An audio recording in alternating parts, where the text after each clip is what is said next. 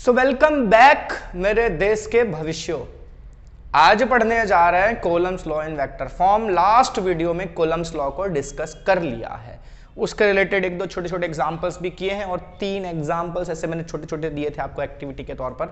तो एक्सपेक्टेशन है मेरी कि आपने किया होगा। तो आज इस लॉ को, उसी लॉ को जो कोलम्स लॉ पढ़ा था हमने, उसी को आज वेक्टर फॉर्म में पढ़ने वाले हैं। क्यों वेक्टर फॉर्म में पढ़ने वाले हैं? क्योंकि कोलम्स लॉ जो है वो फोर्स के बारे में बताता है, राइट।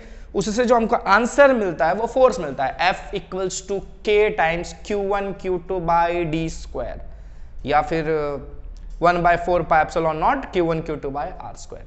तो इस तरह से हमने देखा था। तो बात यह है कि ये है फोर्स, और फोर्स एक वेक्टर क्वांटिटी होती है, बराबर है ना। फोर्स एक वेक्टर क्वांटिटी होती है।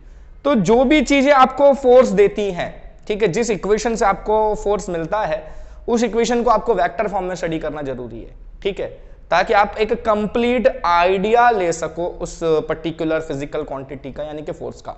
बराबर है। फॉर्मूला था F equals to K Q1 Q2 by D square लिखो या आर स्क्वायर लिखो, जो भी बोलो, ठीक है। दो चार्जेस थे Q1 Q2, दोनों के बीच का डिस्टेंस था D, राइट। तो फोर्स लग रहा था कुछ ऐसा। अब ये वाला जो चार्ज है वो इस पर फोर्स लगा रहा है, और ये वाला जो चार्ज है वो इस पर फोर्स लगा रहा है, ठीक है। फोर्स लगा रहा है, कितना फोर्स लगा रहा है वो तो हमको इस फॉर्मूले से मिल जाएगा, बराबर है। लेकिन फोर्स किस डायरेक्शन में लग रहा है ये हमको इस फॉर्मूले से क्लियरली नहीं मिलने वाला, बराबर है। तो क्योंकि फोर्स वेक्टर है, और वेक्टर है तो उसके लिए डायरेक्शन इंपॉर्टेंट हो जाता है, और इसीलिए वो डायरेक्शन जानने के लिए हमको इसे वेक्टर फॉर्म में स्टडी करना जरूरी है। क्लियर है? पक्का? तो कोलम्स लॉ को वेक्टर फॉर्म में पढ़ने के लिए सबसे पहले हम एक कार्टेशियन कोऑर्डिनेट सिस्टम देख समझेंगे कि एक कार्टेशियन कोऑर्डिनेट सिस्टम सपोज ये, ठीक है, सिस्टम का थोड़े लाल गुलाबी सब कलर ले लेते हैं। ये हमारा ओरिजिन, राइट। अच्छा, इस ओरिजिन के रेस्पेक्ट में मैं दो चार्जेस को रख रहा हूं, एक चार्ज यहां पर है, एक चार्ज यहां पर है, बराबर है। मेरा ये चार्ज है Q1 और ये वाला चार्ज है सपोज Q2, बराबर है। कार्टेशियन प्लेन में कहीं पर ये दो चार्जेस रखे हुए हैं। अब जो चार्ज Q1 है, ओरिजिन के रेस्पेक्ट में उसका पोजीशन, ओरिजिन के रेस्पेक्ट में इसका पोजीशन है R1। 11 स्टैंडर्ड पास करके आए हो तो मेरे ख्याल से ये सब चीजें तो पता होंगी आपको, पोजीशन वेक्टर वगैरह क्या होता है, ठीक है। तो ये R1 क्या है? अगर मैं R1 का मैग्नीट्यूड ले लूं, ठीक है, ये R1 एक वेक्टर है, ठीक है। अगर मैं इसका मैग्नीट्यूड लूं तो ओरिजिन से इसका डिस्टेंस देगा इस चार्ज का, बराबर है।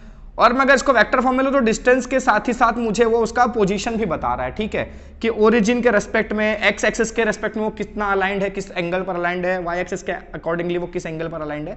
तो यानी कि ये जो पूरा वेक्टर है ये मुझे इसका पोजीशन बताता है, इस प्लेन में इसका पोजीशन बताता हुआ वेक्टर पोजीशन वेक्टर। क्लियर है? वैसे ही इसका भी एक वेक्टर होगा, ठीक है। तो ये दूसरा वेक्टर है मेरा, ठीक है। इसी को उधर शिफ्ट कर लेता हूं, मिटाना ना पड़े भाई, ठीक है, बड़ा बना देता थोड़ा। तो इसका वेक्टर ले लिया मैंने R2, पोजीशन वेक्टर, ठीक है। Q1 वाला चार्ज जो है वो ओरिजिन के रेस्पेक्ट में R1 पोजीशन पर है, और Q2 वाला ओरिजिन के रेस्पेक्ट में R2 पोजीशन पर लोकेटेड है, बराबर है। तो इन दोनों के बीच में अगर मैं इसके रेस्पेक्ट में इसका पोजीशन निकालूं, किसके रेस्पेक्ट में? 1 के रेस्पेक्ट में 2 का पोजीशन निकालूं, क्या करना समझ में आ रहा है? ये जो पोजीशन R1 दे रहा है ये ओरिजिन के रेस्पेक्ट में इसका पोजीशन है Q1 का, R2 मुझे Q2 का पोजीशन बता रहा है ओरिजिन के रेस्पेक्ट में। अगर मुझे सेकंड वाले का पोजीशन 1 के रेस्पेक्ट में पता करना है, ठीक है, तो मैं उसे कैसे रिप्रेजेंट करूंगा? ऐसे, इसको लिखूंगा मैं R21, ठीक है। मतलब सेकंड वाले चार्ज का position with respect to 1। Clear है इतना? R21, पहले 2 लिखा है बाद में लिखा है, मतलब position of 2 with respect to 1। Clear है इतना? पक्का? अच्छा, तो ये R21 जो है ना, इसकी वैल्यू क्या होती है पता है? R21 की वैल्यू हम लिख सकते हैं कितना? R2 minus R1। मतलब ये क्या? मतलब 2 का पोजीशन विद रिस्पेक्ट टू 1 कैसे मिलेगा? ये अगर तुमको नहीं मेजर करना है तो आप इसकी मदद से ये निकाल सकते हो। कैसे? कि जो 2 का पोजीशन है ओरिजिन के रेस्पेक्ट में माइनस 1 का पोजीशन है जो ओरिजिन के रेस्पेक्ट में, करोगे तो सेकंड का पोजीशन विद रिस्पेक्ट टू 1 मिल जाएगा। बराबर है? याद है ट्राइंगुलर वेक्टर एडिशन का लॉ पढ़ा था हमने, पैरेललोग्राम मेथड पढ़ा था, ट्राइंगुलर मेथड पढ़ा था वेक्टर्स को ऐड करने का, वही टॉपिक यूज किया है मैंने। ये R1 प्लस ये देता है आपको ये, ठीक है, टेल इसका, ये इस वेक्टर का टेल यहां पर जुड़ा, ठीक है। तो फर्स्ट वेक्टर के टेल से सेकंड वेक्टर के हेड को जोड़ता हुआ जो वेक्टर होता है वो इन दोनों का टोटल होता है, राइट, है ना। तो उस हिसाब से देखूं तो R2 मेरा कितना हो जाएगा? R1 प्लस R21 होगा, राइट। तो यहां से R21 मेरा कैसे मिलेगा? इसको मैं यहां लेके माइनस कर दूंगा, R2 माइनस R1 से मुझे मिल जाएगा R21। क्लियर है? इतना पक्का है ना। इन दोनों का रिजल्टेंट ये याद है ना, ट्राइंगुलर मेथड में दो वेक्टर्स का एडिशन कैसे मिलता है? तो एक वेक्टर ऐसे रखा, दूसरे वेक्टर को क्या किया? पहले वाले वेक्टर के हेड पे रख दिया, ठीक है। तो एक वेक्टर जो पहले के टेल को सेकंड के हेड से जोड़ता है वो इन दोनों का सम देता है, ठीक है, इन दोनों का टोटल देता है। तो R2 मेरा इन दोनों के प्लस के बराबर है, ठीक है। तो इसमें से R21 मुझे कैसे मिलेगा? R2 माइनस R1, समझे। तो मुझे अगर ये R21 चाहिए तो मैं R2 माइनस R1 करूंगा तो मुझे मिल जाएगा। क्लियर है? ओके, तो वो चीज मैंने यहां लिखी हुई है। ओके, अब मुझे क्या चाहिए? एक्चुअली में फोर्स चाहिए, राइट। तो देखो एजम्पशंस वगैरह सारे आपको लिखना है, मैं सिर्फ एक्सप्लेन कर रहा हूं, ठीक है। एजम्पशंस आपको सारे करने कैसे कि consider a charge Q1 having position vector R1 with respect to origin, another charge Q2 having position vector R2 with respect to origin, ठीक है, and R21 is position vector of 2 with respect to 1। Clear है? पक्का? वो सारे assumptions आप लिख लोगे अपने शब्दों में, ठीक है। अब मैं आगे खाली इक्वेशंस के बात कर रहा हूं, बराबर, इक्वेशंस में चलूंगा मैं। ओके, तो R21 मिल गया आपको। ओके, अब आपको चाहिए क्या? आपको सपोज सेकंड पर लगने वाला फोर्स फाइंड करना है विद रिस्पेक्ट टू 1। मतलब 1 चार्ज जो है, Q1 चार्ज है, वो Q2 पर कितना फोर्स लगा रहा है वो चेक करना है आपको। बराबर है? अभी ना मैंने चार्जेस का पॉजिटिव नेगेटिव के बारे में कुछ बात नहीं किया है। मैंने ये नहीं बोला कि चार्जेस नेगेटिव हैं या पॉजिटिव हैं, ठीक है, कौन सा नेगेटिव है कौन सा पॉजिटिव है, ऐसा कुछ नहीं बोला है। मतलब हम बाय डिफॉल्ट लेके चल रहे हैं कि मान लो दोनों पॉजिटिव ही है, ऐसा समझ लो, ठीक है। और अगर ना कंसिडर करो पॉजिटिव नेगेटिव तो ज्यादा अच्छा है अभी फिलहाल, खाली ऐसे ही चार्जेस समझ लो। ओके, तो अभी फिलहाल मुझे कंसिडर करना है फोर्स ऑन 2 by 1, ठीक है। इसको मैं लिखूंगा F21। बराबर है? पक्का? अच्छा, F21 अभी मैं मैग्नीट्यूड लिख रहा हूं खाली, हाँ, मैंने वेक्टर फॉर्म में नहीं लिखा, मतलब मैं खाली मैग्नीट्यूड लिख रहा हूं। तो फॉर्मूला क्या है? कॉलम्स लॉ के अकॉर्डिंगली क्या पता करेंगे अपन, कैसे पता चलेगा? K Q1 Q2, राइट, दोनों चार्जेस का प्रोडक्ट डिवाइड बाय दोनों के बीच में जो डिस्टेंस है उसका स्क्वायर होता है। तो ये दोनों चार्जेस के बीच में जो डिस्टेंस है वो कितना है? R21 वेक्टर है ना, तो डिस्टेंस कैसे मिलेगा? R21 के मैग्नीट्यूड से, यही है ना। R21 एक वेक्टर है, अगर मैं उसका मैग्नीट्यूड निकाल दूं तो वो डिस्टेंस देता है मेरे को। इन दोनों के बीच का डिस्टेंस कैसे मिलेगा? इस वेक्टर के मैग्नीट्यूड से ही मिलेगा, तो इसका मैग्नीट्यूड, और उसका स्क्वायर होता है ना, K Q1 Q2 upon D square होता है, तो D तो ये रहा तुम्हारा उसका स्क्वायर। क्लियर है इतना? तो ये मिल गया आपको क्या? मैग्नीट्यूड। लेकिन मैंने क्या बोला, हम वेक्टर फॉर्म में स्टडी करने वाले, फोर्स एक वेक्टर होता है, तो वेक्टर है यानी आपको डायरेक्शन चाहिए। बराबर है? तो आप कैसे लिखोगे वेक्टर फॉर्म में? कैसे लिखोगे? तो मैग्नीट्यूड की बात हो गई। तो वेक्टर फॉर्म में लिखने के लिए क्या होता है? मैग्नीट्यूड के साथ अगर एक डायरेक्शन लाके मल्टीप्लाई कर दो, क्या कह रहा हूं, समझ में आ रहा है? अगर मैग्नीट्यूड के साथ आप एक डायरेक्शन लाकर मल्टीप्लाई कर दो तो ये वेक्टर बन जाएगा, ठीक है। तो अभी मैंने ये मैग्नीट्यूड रखा है, अगर मुझे इसको वेक्टर फॉर्म में लिखना था, ये पूरा मेरे को अगर वेक्टर फॉर्म में लिखना है, ये मैंने वेक्टर लगा दिया ना यहाँ पर, मतलब मैं इसको वेक्टर फॉर्म में लिख रहा हूं। तो इस मैग्नीट्यूड के साथ एक डायरेक्शन चाहिए, वो डायरेक्शन मैं कैसे लगाऊंगा? तो वो डायरेक्शन मुझे ऐसे लगाना है कि यहां एक वेक्टर आएगा, वेक्टर आएगा तभी तो ये पूरा एक वेक्टर बनेगा। ये तो खाली मैग्नीट्यूड है, इसमें अगर आप एक वेक्टर मल्टीप्लाई कर दो, एक नंबर है 2 सपोज, उसमें अगर आप एक वेक्टर लाके मल्टीप्लाई कर देते हो तो पूरी क्वांटिटी वेक्टर बन जाती है। एक नंबर 5 है, उसमें अगर आप पूरा वेक्टर लाके मल्टीप्लाई कर दो तो पूरी क्वांटिटी वेक्टर बन जाती है। तो ये मैग्नीट्यूड, इसमें अगर एक वेक्टर लाके मल्टीप्लाई करो तो ये पूरा वेक्टर बन जाएगा, ठीक है। पर आपको वेक्टर कैसा मल्टीप्लाई करना है? आपको वेक्टर ऐसा मल्टीप्लाई करना है जिससे ना ओवरऑल मैग्नीट्यूड में चेंज ना हो। मतलब फॉर एग्जांपल मैं समझाऊं कि नंबर है सपोज 2, और इस नंबर में आपने एक वेक्टर लाकर मल्टीप्लाई किया, तो उस वेक्टर का खुद का भी तो एक मैग्नीट्यूड होगा, एक मैग्नीट्यूड और डायरेक्शन दोनों होता है वेक्टर में। तो उस वेक्टर का मैग्नीट्यूड भी है, डायरेक्शन भी, वो लाके आपने मल्टीप्लाई किया। सपोज वेक्टर का मैग्नीट्यूड है 3, उस वेक्टर का मैग्नीट्यूड मान लो 3 है और उसका कुछ डायरेक्शन है, सपोज आई डायरेक्शन है, ठीक है, आई कैरेट या आई हेड बोलो, ठीक है। तो 3i ठीक है, अगर वो आप इसमें 2 में लाके मल्टीप्लाई कर दो तो क्या हो जाएगा 6i हो जाएगा, बराबर है ना। तो वो वेक्टर का मैग्नीट्यूड चेंज हो गया, तो इस पूरे वेक्टर का मैग्नीट्यूड चेंज होगा अगर मैं कोई भी वेक्टर लाके मल्टीप्लाई कर दूं तो, ठीक है। मैं चाहता हूं मैग्नीट्यूड चेंज ना हो, 2 है ना मेरा मैग्नीट्यूड, ये नंबर 2 है ना, इसका मैग्नीट्यूड 2 ही रहे, वैल्यू 2 ही रहे, इसकी 6 5 कुछ नहीं करनी, मुझे 2 का 2 ही रखना है। तो मैं इसमें क्या मल्टीप्लाई करूं कि ये वेक्टर भी बन जाए और मैग्नीट्यूड में चेंज भी ना आए, मतलब 2 का 3 4 कुछ ना हो, 2 ही रहे, ठीक है। तो इसमें मैं अगर खाली i लाके मल्टीप्लाई करूं तो ये 2i बनेगा, है ना। 2 नंबर था तो मैग्नीट्यूड था, और i मल्टीप्लाई करके डायरेक्शन दे दे रहा है बस। खाली i मल्टीप्लाई करने से मैग्नीट्यूड में चेंज आएगा? नहीं आएगा। खाली j मल्टीप्लाई करोगे तो चेंज आएगा? नहीं आएगा। खाली k करोगे आएगा? नहीं आएगा, बराबर है। तो कहने का मतलब कि अगर एक वेक्टर को, ठीक है, सपोज एक मैग्नीट्यूड को वेक्टर बनाना है, कुछ भी मैग्नीट्यूड दिया उसको अगर आप वेक्टर बनाना चाहते हो तो उसमें आपको क्या लाकर मल्टीप्लाई करना पड़ेगा? यूनिट वेक्टर मल्टीप्लाई करना पड़ेगा। क्या करना पड़ेगा? यूनिट वेक्टर, बराबर है। क्या करना समझ आ रहा है? तो मतलब आपको इसके साथ यूनिट वेक्टर मल्टीप्लाई करना है। तो यूनिट वेक्टर i, j और k हमने ऐसे पढ़े हैं, है ना, वही 3 यूनिट वेक्टर पढ़े थे हमने, या उसके अलावा भी कोई यूनिट वेक्टर पढ़ा था? ऑफ कोर्स पढ़ा था। अगर आपको यूनिट वेक्टर चाहिए तो किसी भी वेक्टर को उसी के मैग्नीट्यूड से डिवाइड कर दो तो यूनिट वेक्टर मिलता है, बराबर है। कोई भी एक वेक्टर क्वांटिटी दी है, अगर उस वेक्टर को आप उसी के मैग्नीट्यूड से डिवाइड कर दो, ठीक है, एक वेक्टर क्वांटिटी होती है उसमें मैग्नीट्यूड होता है और साथ साथ उसके डायरेक्शन मल्टीप्लाइड में होता है। ये एक वेक्टर हुआ इस वेक्टर को इसी के मैग्नीट्यूड से डिवाइड कर दो तो कट के क्या बचेगा? खाली डायरेक्शन बचेगा, यानी उसमें कोई मैग्नीट्यूड रहेगा नहीं, खाली डायरेक्शन आ जाएगा। तो कहने का मतलब अगर आप इसमें मैग्नीट्यूड, इसमें अगर मैं यूनिट वेक्टर मल्टीप्लाई कर दूं तो मेरा काम चल जाएगा। तो वो यूनिट वेक्टर मैं कौन सा मल्टीप्लाई करूंगा? कौन सा यूनिट वेक्टर मल्टीप्लाई करूंगा? मेरे को कौन सा डायरेक्शन चाहिए? फोर्स का डायरेक्शन यही है ना, ठीक है, मेरा ऐसा डायरेक्शन है फोर्स का, मैंने ऐसा ही माना है ना, इस डायरेक्शन में फोर्स लेना, फोर्स ऑन 2/1, ठीक है। उसको भी डिपिक्ट कर देता हूं मैं,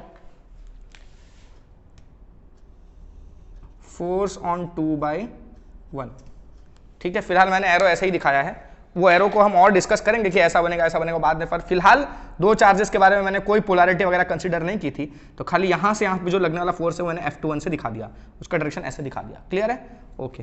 तो ये डायरेक्शन चाहिए मेरे को, राइट, इसी डायरेक्शन में फोर्स लग रहा है ना, बराबर है। तो इसके साथ मैं कौन सा यूनिट वेक्टर लूंगा?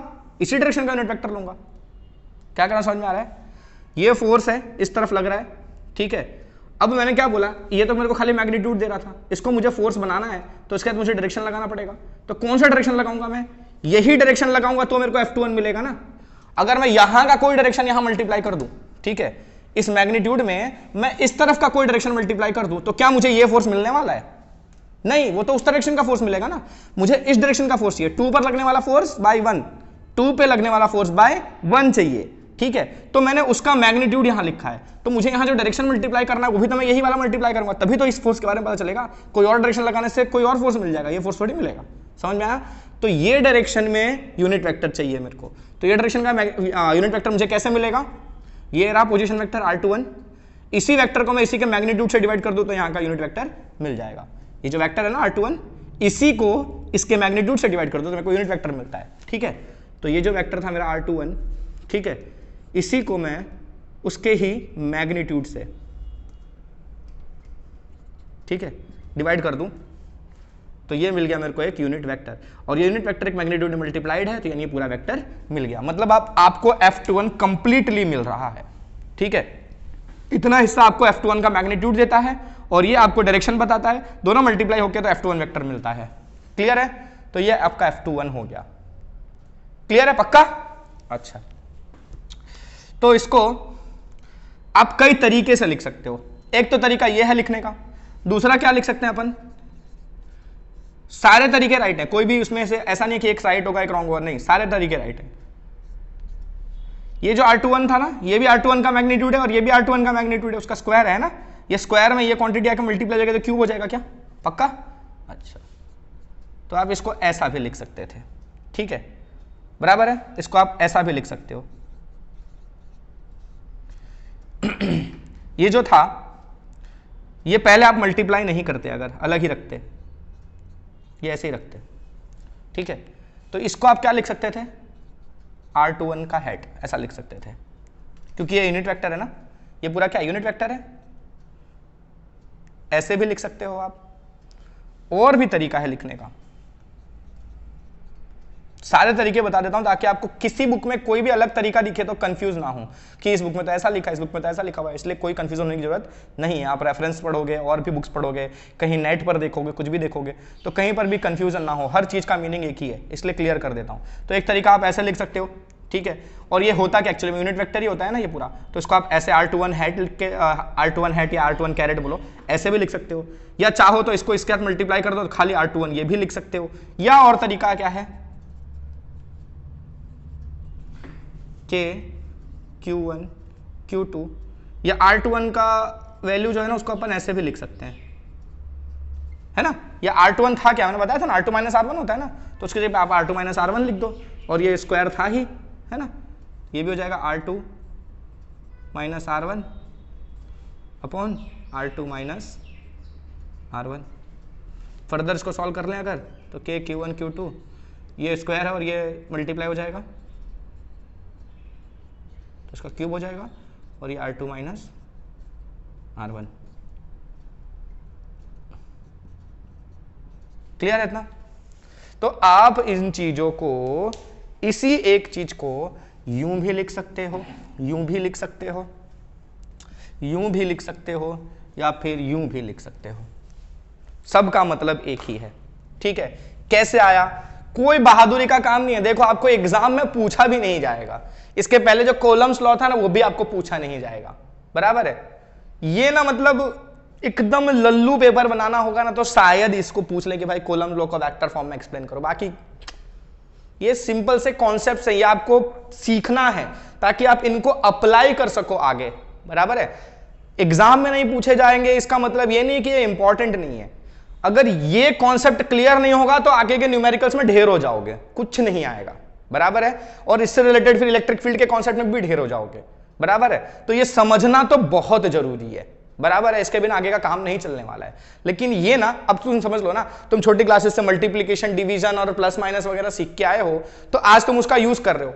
तुमको थोड़ी वापस एग्जाम में पूछने वाले भैया 5 + 6 बताओ कितना होता है, नहीं पूछते हैं ना। तो ये समझो तुमको एडिशन, सब्ट्रैक्शन और डिवीजन, मल्टीप्लिकेशन जो तुमने सीखा है ना वो तुम सीख रहे हो इस बार, ठीक है। इलेक्ट्रिसिटी के ये बेसिक्स सीख रहे हो, इनका यूज है आगे, बराबर है। तो इसके बिना वो काम नहीं चलेगा, आगे के चैप्टर्स में प्रॉब्लम होगी, तो ये समझना बहुत जरूरी है, बराबर है। तो कैसे समझे हम, Q1 Q2 दो चार्जेस एज्यूम किए थे, पोजीशन वेक्टर्स R1 और R2 थे, ठीक है। जिनको वेक्टर्स का प्रॉब्लम रहा होगा 11th में उनके लिए थोड़ा तकलीफ होगा, ठीक है, लेकिन फिर भी मैंने बहुत हद तक चीजें कवर की हैं, ठीक है। और जिसको फिर भी नहीं पता चल रहा है प्लीज जाके थोड़ा सा 11th का वेक्टर वाला सेक्शन थोड़ा सा रिवाइज करो, धड़ाधड़ समझ में आ जाएगा, कोई बहादुरी का काम नहीं है इसमें, ठीक है। तो Q1 Q2 के बीच में फोर्स लग रहा है, राइट। Q1 से लगने वाला फोर्स Q2 पे, फोर्स ऑन 2/1, ठीक है। F21 क्या है मेरा, फोर्स ऑन 2/1, वो भी लिख देता हूं, चलो। फोर्स ऑन 2/1 मतलब सेकंड चार्ज पर फर्स्ट चार्ज से जो लगने वाला फोर्स है वो मुझे फाइंड करना है। तो उसका मैग्नीट्यूड तो पता है k q1 q2 अपॉन दोनों के बीच का जो डिस्टेंस है उसका स्क्वायर। तो दोनों के बीच का डिस्टेंस क्या है, इस वेक्टर से मिलता है r21 से, वो मैंने यहां एक्सप्लेन किया था, ठीक है। तो उसका स्क्वायर। अब क्या बोला, ये तो मैग्नीट्यूड मिला मुझे, खाली मुझे इसको वेक्टर फॉर्म में लिखना है तो उसके बाद मेरे को डायरेक्शन भी अटैच करना पड़ेगा। और डायरेक्शन हम कैसे लगाते हैं, तो एक मैग्नीट्यूड में वेक्टर लाके मल्टीप्लाई कर दो। कौन सा वेक्टर मल्टीप्लाई करना होता है, यूनिट वेक्टर, ठीक है। अगर कोई दूसरा वेक्टर मल्टीप्लाई कर दोगे तो मैग्नीट्यूड चेंज हो जाता है, राइट। तो ये एक मैग्नीट्यूड फिक्स है, मेरे को मैग्नीट्यूड में चेंज नहीं करना है, खाली इसको वेक्टर बनाना था तो मेरे को यहाँ पर एक यूनिट वेक्टर मल्टीप्लाई करना था, है ना। तो वो यूनिट वेक्टर कौन सा मल्टीप्लाई करूंगा मैं, जिस डायरेक्शन में फोर्स है उसी डायरेक्शन का यूनिट वेक्टर चाहिए। तो इस डायरेक्शन में यूनिट वेक्टर कैसे निकालूंगा, ये रहा R21, ठीक है, ये वेक्टर है, इसको मैं इसी के मैग्नीट्यूड से डिवाइड कर दूं तो यहाँ का यूनिट वेक्टर मिल जाएगा मुझे। तो मैंने इसी को इसी के मैग्नीट्यूड से डिवाइड किया तो ये यूनिट वेक्टर मुझे मिल गया। तो ये यूनिट वेक्टर जब मैग्नीट्यूड मल्टीप्लाई हुआ तो ये पूरा बन गया क्या, वेक्टर। तो जब मैंने ये इक्वेशन लिखी है तो यहाँ मैंने वेक्टर लगा के लिखा है, खाली ये लिखा था तो मैंने ऐसे फॉर्म में लिखा था, बराबर है। अच्छा, अब अपनी बुक में ना ऐसे बोल्ड में लिखा हुआ वेक्टर्स को एरो लगा के नहीं लिखा हुआ है, ठीक है। जो एनसीईआरटी की टेक्स्ट बुक है उसमें वेक्टर के ऊपर एरो लगा के नहीं लिखा हुआ है। अगर बोल्ड में लिखा है मतलब वो वेक्टर है, ठीक है, और खाली सिंपल लिखा हुआ है तो वो मैग्नीट्यूड है वेक्टर का, बराबर है। अब मैं यहां बोल्ड और सिंपल लिखूंगा तो आप कंफ्यूज होगे, पता ही नहीं चलेगा कौन सा बोल्ड है कौन सा सिंपल है, ठीक है। इसलिए मैंने वेक्टर के ऊपर एरो लगाया हुआ और मैंने खाली ऐसे ही लिखा है, इसका मतलब मैंने मैग्नीट्यूड लिखा है। तो यहां मैंने खाली ऐसे लिखा था, ये मैग्नीट्यूड था, ठीक है, और एरो लगा के लिखा है वो वेक्टर है। तो जब मैंने इसको वेक्टर फॉर्म में लिखा तो मैंने यहां डायरेक्शन भी डाल दिया, क्लियर है। तो आप इसको ऐसे लिखो, या ये इसको अंदर मल्टीप्लाई करके ऐसे लिखो, या इस पूरे को खाली R21 हैट लिख दो, ठीक है, क्योंकि वो है तो यूनिट वेक्टर ही, ठीक है। या चाहो तो वो R21 की वैल्यू डाल के लिख दो, ठीक है। ये क्या है, कुछ अनोखा थोड़ी, R21 की वैल्यू ही तो डाली है मैंने, R21 को R2 माइनस R1 लिख दिया खाली, जहां जहां R21 था वहां R2 माइनस R1 डाल दिया। तो ये एक ही चीज है, ये एक ही चीज है, क्लियर है। तो इस तरह से इसका काम हुआ, बराबर है, क्लियर है। तो ये हो गया वेक्टर फॉर्म में कूलम्ब लॉ, बराबर है। तो ये F21 मिला, राइट, सेकंड पे लगने वाला फोर्स बाय 1। अगर मुझे F12 निकालना हो तो क्या करेंगे हम, सारी चीजें वैसे ही रखेंगे क्या, मैग्नीट्यूड तो वही आएगा K Q1 Q2 upon distance दोनों के बीच का, है ना, R21, है ना। तो मैं R21 लिखूं या R12 लिखूं वो बताओ। अब मुझे क्या चाहिए पता है, F12 मतलब फोर्स ऑन 1/2, इसको मैं रेड से दिखा देता हूं, ठीक है, फोर्स ऑन 1/2 वो निकालना है मुझे। तो देखो सेकंड वाले पे फर्स्ट वाला जो फोर्स लगाएगा उतना ही फोर्स सेकंड वाला फर्स्ट वाले पे लगाएगा, सिंपल सी बात है भाई, दोनों चार्जेस का मैग्नीट्यूड तो सेम ही है ना। और भाई दोनों म्यूचुअल फोर्स होता है, ठीक है, जैसे ग्रेविटेशनल फोर्स म्यूचुअल होता है ना, ये ऑब्जेक्ट जितना सामने वाले पे लगा रहा है उतना ही सामने वाला इस पे लगाता है, वैसे ही यहां पर इलेक्ट्रोस्टैटिक फोर्स भी है। वैसे दुनिया में हर फोर्स पेयर में एग्जिस्ट करते हैं, न्यूटन का लॉ है, ठीक है, every action has equal and opposite reaction, याद है ना। अच्छा, तो उसको देखेंगे बाद में, पहले अभी देख लो। तो ये जितना फोर्स इस पर लगा रहा है, दोनों चार्जेस सेम है, दोनों के बीच का डिस्टेंस चेंज नहीं हुआ है, ये जितना फोर्स इस पे लगा रहा है उतना ही फोर्स ये इस पे लगा रहा है, तो मैग्नीट्यूड तो उतना ही आएगा, है ना। तो मैं K Q1 Q2 upon R21 लिखूं यहां पर ऐसे, तो ये गलत नहीं है, ये सही ही है, ठीक है। पर मैं ना कंफ्यूजन में नहीं डालना चाहता आपको। तो जैसे हमने 2 पे लगने वाला 1 के लिए निकाला था, तो 2 1 यूज किया था, अब 1 पे लगने वाला निकाल रहे हैं, फोर्स ऑन 1/2, तो हम वहां पर 1 2 लिख लेते हैं, चलो, ताकि कंफ्यूजन ना हो, और कुछ रीजन नहीं है मेरा, ठीक है। बाद में दिखाऊंगा तुमको कि क्या है, कैसे मतलब दोनों का चेंज हो जाता है, ठीक है, कैसे फर्क है और क्या सिमिलैरिटी वो भी पता चल जाएगा। तो F on 1/2 K Q1 Q2 upon R12 का स्क्वायर, ये डिस्टेंस का स्क्वायर की मैग्नीट्यूड मिला, उसके बाद मैग्नीट्यूड के साथ डायरेक्शन लेंगे तो क्या आएगा, R12 अपॉन R12 का मैग्नीट्यूड, ऐसे ही आएगा, पक्का, सच्ची। अच्छा हम ना ये सारे फॉर्म में नहीं लिख रहा हूं, मैं खाली लास्ट वाले फॉर्म में लिखता हूं इसको एक बार, K Q1 Q2 upon R1 minus R2 mod का स्क्वायर, है ना। और इसको लिख सकते हैं अपन R1 minus R2 upon R1 minus R2 mod, लिख सकते हैं क्या ऐसा, पक्का, सच्ची। अच्छा, अब ना थोड़ा सा मुझे मिटाना पड़ेगा, ये वाली चीजें मिटा देता हूं, इतनी। अब इसको थोड़ा रेड में लिखता हूं ताकि आपको पता चले, उसके साथ कंपेयर करना है मेरे को आगे। तो इतना हो गया हमारा। तो देखो ये R1 माइनस R2 है, अच्छा नीचे R1 माइनस R2 मॉड का स्क्वायर है, और R1 माइनस R2 ये, इनको भी मल्टीप्लाई करके लिख दूं अगर मैं, उसके जैसा जैसा किया था हमने, R1 minus R2 mod cube हो जाएगा, राइट, स्क्वायर और ये मल्टीप्लाई का क्यूब हो गया, और एक बचा R1 माइनस R2, बराबर है, पक्का। तो अगर मैं इन दोनों को कंपेयर करूं, F21 को और F12 को कंपेयर करो, देखो K Q1 Q2 ऊपर है नीचे R1 minus R2 mod cube है ना, और R2 minus R1 mod cube है, और ये R2 माइनस R1 और ये R1 माइनस R2, है ना। खाली एक ही फर्क दिख रहा है 2 और 1 का, है ना, जहां 1 था वहां 2 आ गया, जहां 2 था वहां 1 आ गया, राइट। ये यहाँ पर 1 था उसमें, राइट, यहाँ 1 था, यहाँ 2 आ गया है, इसमें यहाँ 2 था तो यहाँ 1 आ गया है ना, ऊपर भी वैसा ही है। अच्छा, अगर मैं इसमें माइनस कॉमन ले लूं, इस वाले में से माइनस कॉमन ले लूं, तो क्या मैं इसको R2 माइनस R1 लिख सकता हूं, लिख सकता हूं कि नहीं लिख सकता हूं। इसमें से मैंने माइनस कॉमन लिया तो साइन चेंज हो जाएगी दोनों की, बराबर है। अच्छा, नीचे से भी निकलेगा क्या कॉमन, नीचे से माइनस कॉमन लेने का कोई मतलब नहीं है, क्यों पता है, ये मॉड है, मॉड है, -5 का मॉड भी 5 होता है और 5 का मॉड भी 5 होता है, पता है ना। मॉड में है अगर नेगेटिव वैल्यू तो उसका पॉजिटिव ही लिखा जाता है, तो मॉड में नेगेटिव से खेलने का कोई मीनिंग नहीं है, बराबर है। तो ये R1 माइनस R2 लिखो या R2 माइनस R1 लिखो, वैल्यू सेम ही रहने वाली है। क्या कहना समझ में आ रहा है। फॉर एग्जाम्पल देखो 3 माइनस 2 कितना आएगा, 1 आएगा, है ना, अगर मॉड में है तो 1 ही आएगा, और 2 माइनस 3 वो भी मॉड में है तो कितना आएगा, 1 ही आएगा। वैसे 2 माइनस 3 -1 देता है, अगर ये मॉड नहीं रहता तो यहाँ -1 आता, लेकिन अगर मॉड लगा है तो आंसर क्या आएगा, 1 आएगा। तो अगर मॉड में आप बड़े से छोटा माइनस करो तो भी पॉजिटिव आता है, छोटे से बड़ा माइनस करो तो भी पॉजिटिव आता है, सेम ही वैल्यू आता है। सेम ही चीजों को ऑपरेट कर रहे हो ना आप, माइनस कर रहे हो। 3 2 3 2 दो ही वही नंबर है ना, कोई अलग नंबर तो लिया नहीं आपने, 3 और 2 का ही सब्ट्रैक्शन कर रहे हो। तो चाहे इसमें से इसको माइनस करो, चाहे इसमें से इसको माइनस करो, आंसर वही आने वाला है। तो यहाँ R1 और R2 दो ही नंबर्स है ना, यहाँ भी R2 और R1 यही दोनों सेम ही नंबर है ना, ठीक है। तो अब R1 माइनस R2 लिखो या R2 माइनस R1 लिखो, मॉड है तो कोई फर्क नहीं पड़ता। समझ में आया? तो मैंने R1 माइनस R2 को R2 माइनस R1 लिख दूं तो कोई फर्क नहीं पड़ता, क्योंकि मॉड है और उसका ये क्यूब। इसको थोड़ा साफ लिख लेते हैं,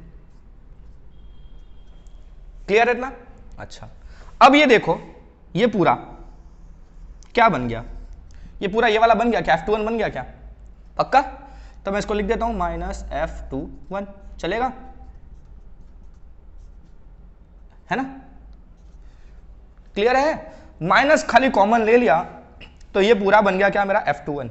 अब देखो ये F12 मेरा किसके बराबर हो गया, -F21 के बराबर हो गया। इसका मतलब क्या हुआ इस इक्वेशन का, कि जितना इसका मैग्नीट्यूड है उतना ही इसका भी मैग्नीट्यूड है, जितना इसकी वैल्यू है ना उतनी इसकी भी वैल्यू, बस खाली आगे माइनस लगा हुआ। इसका मतलब क्या हुआ कि ये जिस डायरेक्शन में लग रहा है ना, ये उसके ऑपोजिट डायरेक्शन में लग रहा है। माइनस का मतलब ये हुआ, मतलब ये इस तरफ अगर फोर्स लगा रहा है तो ये वाला इस तरफ फोर्स लगा रहा होगा। तो सिंपल देखो, एरो से भी दिखाया मैंने, Q1 Q2 पर फोर्स लगा रहा था F21, राइट, वो इस डायरेक्शन में था। तो Q2 Q1 पर फोर्स लगा रहा था, किस डायरेक्शन में है, इस डायरेक्शन में है ना, दोनों एक दूसरे के ऑपोजिट डायरेक्शन में है, तो ये माइनस आ भी रहा है हमारा, है ना। हमने जिस हिसाब से लिया उस हिसाब से यहाँ ये फाइनल रिजल्ट भी आ रहा है। मतलब न्यूटन का जो थर्ड लॉ है, every action has equal and opposite reaction, वो यहां पर वैलिड है कि नहीं है। अगर वैलिड नहीं होता तो इस तरह की इक्वेशन बनती ही नहीं, यहां इक्वेशन बन जा रही है। तो अगर आपको ना इस क्वेश्चन को ऐसे भी पूछा जा सकता है कि show that the Coulomb's law obeys the Newton's third law of motion, ठीक है, या verify Newton's third law of motion with the help of Coulomb's law. तो न्यूटन के थर्ड लॉ ऑफ मोशन को वेरीफाई करो कोलम लॉ का use करके। तो थर्ड लॉ क्या है, every action is equal and opposite reaction. तो ये दोनों जो फोर्सेस हैं ये दोनों इक्वल मैग्नीट्यूड के होंगे, आमने सामने आ रहे हैं इक्वल टू के, तो दोनों इक्वल मैग्नीट्यूड के हैं। और माइनस लगने का मतलब दोनों एक दूसरे के अपोजिट डायरेक्शन में है। मतलब अगर आप इसको 5 लोगे, ठीक है, माइनस छोड़ो, अगर इसको मैं 5 लूं तो माइनस लगा हुआ है तो ये पूरा क्या हो जाएगा, -5 हो जाएगा, है ना। यानी F21 अगर आपका 5 है तो F12 -5 है, और अगर आपका F21 -5 है तो ये -5 और ये माइनस प्लस हो जाएगा तो F12 +5 हो जाएगा, है ना। तो एक दूसरे के अपोजिट है, क्लियर है। तो Coulomb's law in vector form तो समझ लिया हमने, वेरिएबल के फॉर्म्स में लिखा था, राइट। तो बहुत से लोगों को ना क्लियर नहीं हुआ होगा, यार ये सब क्या है, माइनस प्लस लगा दिया, F12 F21 कर दिया, ठीक है, बट उसका एक्चुअली में जो यूज है ना वो हम इस क्वेश्चन से समझ जाएंगे, ठीक है। किस तरह से वो यूज होने वाला है आपको इक्वेशन, वो अपन यहां पर देख लेते हैं। तो देखो क्वेश्चन क्या है, 2 पॉइंट चार्जेस Q1 5 × 10⁻⁶ कूलम, इसको 5 माइक्रो कूलम भी लिखा जा सकता है, पता होगा आपको। Q2 is 3 × 10⁻⁶ coulomb are located at positions 1, 3, 2 metre and 3, 5, 1 metre respectively। मतलब ये वाला चार्ज इस पोजीशन पर है और ये वाला चार्ज इस वाले पोजीशन पर है। Find forces F12 and F21। अच्छा, इसमें ये M है ना, ये अंदर अंदर भी लिख के दे सकते हैं, कोई टेंशन मत लेना, और M की जगह सेंटीमीटर में भी दे सकते हैं, ये भी ध्यान देना, ठीक है। तो ये खास ध्यान रखना यूनिट्स का, सेंटीमीटर में होगा ना तो आपको ये 10⁻⁻² लगा के करना पड़ेगा, मीटर में कन्वर्ट करके फिर करना पड़ेगा, क्लियर है, क्योंकि फोर्स आपको बाद में फाइनल आंसर ऐसा यूनिट में लिखना रहता है, और अगर किसी और यूनिट में है तो फिर उस यूनिट के हिसाब से आपको लिखना पड़ेगा। इतना तो समझ में आ गया होगा यार, 11th पास करके ही आए होता है, राइट। तो फॉर्मूला क्या है, चलो पहले F12 निकालते हैं अपन। तो F12 का formula K Q1 Q2 upon R12, ठीक है, उसको अपन लिख सकते हैं R1 - R2 मॉड का cube into R1 - R2, right, यही है ना। तो सबसे पहले अपन R1 - R2 निकाल लेते हैं, चलो R1 - R2 ऐसे डायरेक्टली भी लिख सकते थे, इसी में वैल्यू पुटअप कर सकते थे, लेकिन पहले से निकाल लो तो अच्छा है, क्या नया नया सीख रहे हैं ना, तो बेहतर है कि फूक फूक के कदम रखे जाएं। 1 3 2 -3, 5, 1 1 - 3 होगा कितना, -2, 3 - 5 होगा कितना, -2, एंड 2 - 1 इज व्हाट, 1, ठीक है। अच्छा, इस क्वेश्चन को ना ऐसे भी पूछ सकते थे, 1 3 2 लिखा है ना, यहाँ पर I + 3J + 2K, इसको इस फॉर्म में भी लिख सकते थे। तो इसको फिर कैसे लिखते हैं वो लोग, 3I plus 5j plus k, right है ना। तो इस तरह से भी आ सकता था, ठीक है। तो उस केस में फिर आपको इसको -2i -2j प्लस k ऐसे करके लिखना रहता, बराबर है। जैसा देंगे वैसा करना है। तो ये अपने को R1 - R2 मिल गया। अच्छा, मॉड ऑफ R1 - R2 का भी यूज है ना, तो इसका मॉड भी निकाल लेते हैं अपन। मॉड मतलब इसका मैग्नीट्यूड, ठीक है। मैग्नीट्यूड कैसे निकालते हैं भाई, इन तीनों के स्क्वायर का सम और वो पूरा सम रूट में है ना। तो अंडर रूट -2 का स्क्वायर और 1 का स्क्वायर 1 कितना आएगा, 9 आएगा, राइट। तो रूट ऑफ 9 कितना आएगा हमारा, 3 आएगा। लिख दो डायरेक्टली, है ना, कि पूरा 9 हो जाएगा। तो अंडर रूट 9 इज व्हाट, 3। अच्छा, तो ये भी मिल गया। वैल्यू डाल देते हैं अपन इक्वेशन में। F12 is K Q1 Q2 कितना है हमारा, 3 × 10⁻⁻6 Q2 अपॉन ये वाला मॉड का क्यूब है ना, R1 - R2 के मॉड का क्यूब, 3 का क्यूब, और वहाँ बगल में ब्रैकेट में R1 - R2 लिखना है ना। और R1 - R2 है कितना हमारा, -2 -2 1।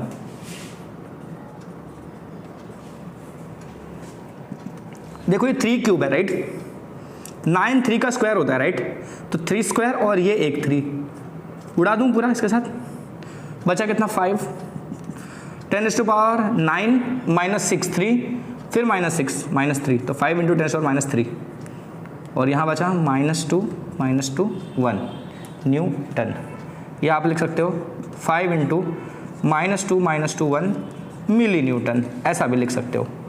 क्लियर है, 10⁻³ मिली होता है ना, तो 5 मिली न्यूटन हो गया, है ना। और ये साथ में रहेगा ही, ठीक है। और भी लिख सकते हो, और भी लिख सकते हो। क्या लिख सकते हो, ये पूरा 5 अंदर मल्टीप्लाई हो जाएगा, -10 5 मिली न्यूटन, है ना। और अगर न्यूटन के फॉर्म में लिखना था तो क्या करते, -10 × 10⁻³ है ना। समझाऊं कि नहीं समझाऊं, मिली न्यूटन में लिखना है तो ऐसे लिख सकते हो, ठीक है। ये वाले को ऐसे भी लिख सकते थे, बराबर है। और फर्दर क्या लिख सकते थे, चलो अगर मेरे को मिली न्यूटन में नहीं लिखना है, मेरे को न्यूटन में ही लिखना है, तो मैं इसको पूरा अंदर मल्टीप्लाई तो करूंगा ही ना। तो कितना जाएगा, -10 × 10⁻³ फिर ये भी हो जाएगा -10 ×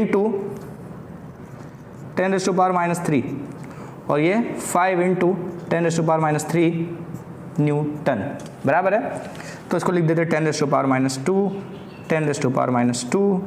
5 × 10⁻³ न्यूटन। और चाहो तो लिख सकते थे, कैसे, -10⁻, सॉरी 10⁻, माइनस था ना यहाँ पे, सॉरी। तो -10⁻²i -10⁻²j प्लस 5 × 10⁻³ k। तो इस तरह से भी लिखा जा सकता है। इन सब का मतलब एक ही है, ठीक है। अब मैंने ये क्यों इतने सारे तरीके से बता दिया आपको, क्योंकि बच्चों आपको अगर डायरेक्टली न्यूमेरिकल पूछा है खाली, ठीक है, तो आप इसमें से किसी भी फॉर्म में आंसर लिखोगे, आपको पूरे मार्क्स मिल जाएंगे। लेकिन अगर एमसीक्यू के फॉर्म में दिया हुआ है, एमसीक्यू है तो ऑप्शंस में से ही आपको चूज करना होता है, राइट। तो उस ऑप्शन में कौन सा फॉर्म दिया हुआ है वो फॉर्म आपको पहचान के फिर टिक करना है, ठीक है। कई बार ऐसा होता है कि आंसर आ जाता है हमारा, लेकिन हम ऑप्शन में देखते हैं कि अलग अलग ऑप्शन तरीके दिख रहे हैं, तो बच्चे ना वहीं ढेरों के छोड़ देते हैं।